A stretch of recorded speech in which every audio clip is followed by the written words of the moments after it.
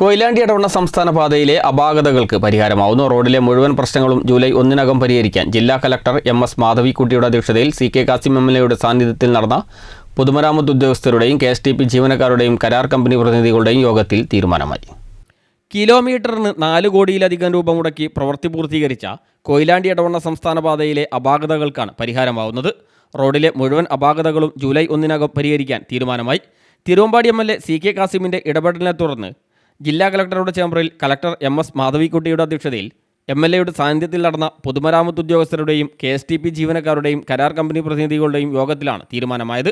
റോഡിലെ എല്ലാ major minor പ്രവൃത്തികളും ഓവുചാൽ സംബന്ധമായ പ്രവൃത്തികളുമടക്കം മുഴുവൻ പ്രവൃത്തികളും ജൂലൈ 1 പൂർത്തിയാക്കാൻ കരാർ കമ്പനിക്ക് കർശന നിർദ്ദേശമാണ് നൽകിയത്. കത്താത്ത തെരുവുവിളക്കുകൾ മാറ്റിസ്ഥാപിക്കാനും മായഞ്ഞുപോയ മാർക്കിങ്ങുകൾ പുനഃസ്ഥാപിക്കാനും ഇളകിയതും നശിച്ചതുമായ ദിശാബോർഡുകൾ യഥാസ്ഥാനത്ത് പുനഃസ്ഥാപിക്കാനും നിർദ്ദേശം നൽകിയിട്ടുണ്ട്.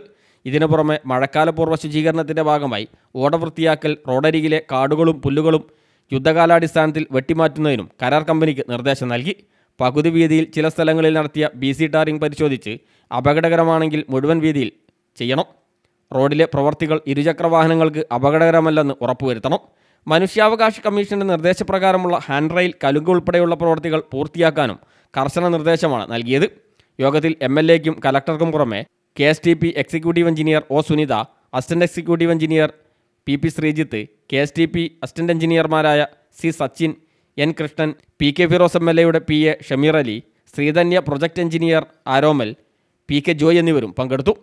റോഡിൽ അപകടങ്ങളും മരണങ്ങളും അപാകതകളും തുടർന്ന സാഹചര്യത്തിൽ മുൻ സർക്കാരിൻ്റെ കാലത്ത് അന്നത്തെ ഗതാഗത മന്ത്രി KB ഗണേഷ് കുമാറിൻ്റെ നിർദ്ദേശപ്രകാരം മോട്ടോർ വാഹന വകുപ്പ്, പോലീസ്, പൊതുമരാമത്ത് വകുപ്പ്, മറ്റു വകുപ്പുകൾ എന്നിവർ സംയുക്ത പരിശോധന നടത്തി തയ്യാറാക്കി ജില്ലാ കളക്ടർക്ക് നൽകിയ റിപ്പോർട്ട് വെളിച്ചം കണ്ടിരുന്നില്ല.